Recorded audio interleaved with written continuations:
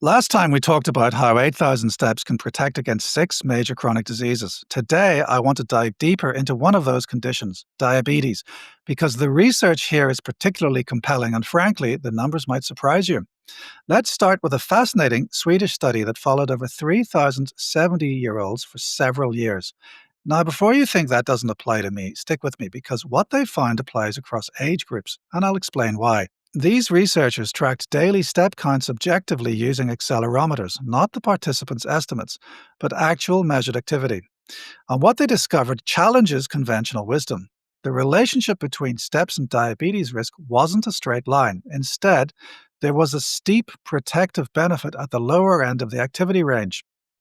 Here's the critical finding. People who took 4,500 steps per day or more had a 59% lower risk of developing type 2 diabetes compared to those taking fewer steps. Think about that. We're not talking about 10,000 steps. We're not even talking about 8,000 steps. At just 4,500 steps, you're seeing a dramatic risk reduction. The curve showed the diabetes risk dropped sharply as people moved from very low activity up to about 6,000 steps per day. From there, the risk continued to decline, but more gradually, leveling off around 8,000 steps. This tells us something crucial from a public health perspective. The biggest bang for your buck comes when you move from being sedentary to being moderately active. Now, let me connect this to another study that really brings home why this matters. Researchers took 10 healthy young men, average age 24, and had them dramatically reduce their daily steps from about 10,500 to just 1,344 for 2 weeks. Just 2 weeks of reduced activity. What happened?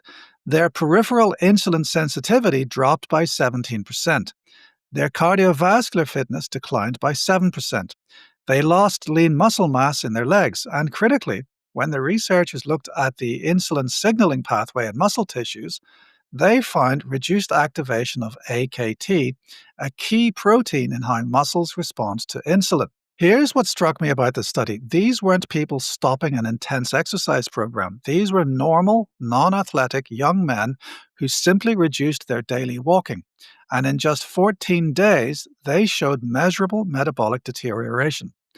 This brings us to the mechanism. Why do steps matter so much for diabetes prevention? When you walk, your muscles are actively taking up glucose from your bloodstream, and they can do this even without insulin. Regular walking also improves your muscle's sensitivity to insulin when it's present. The Swedish study found that visceral adipose tissue, that deep belly fat, partially explained the protective effect of walking. More steps, less visceral fat, better insulin sensitivity. Now, I need to address an important distinction. These studies focused on type 2 diabetes, the type that develops from insulin resistance and lifestyle factors. Type 1 diabetes is completely different. It's an autoimmune condition where the pancreas stops producing insulin. No amount of walking will prevent type 1 diabetes because it's not caused by lifestyle factors. That said, if you have type 1 diabetes, daily walking is still tremendously beneficial. It improves insulin sensitivity, which means the insulin you do inject works more effectively.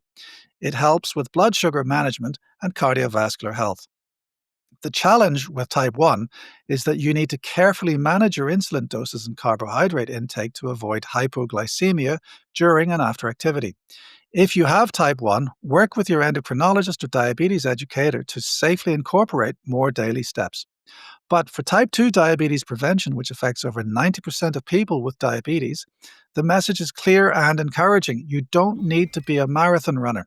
You don't need to hit some arbitrary 10,000 step target.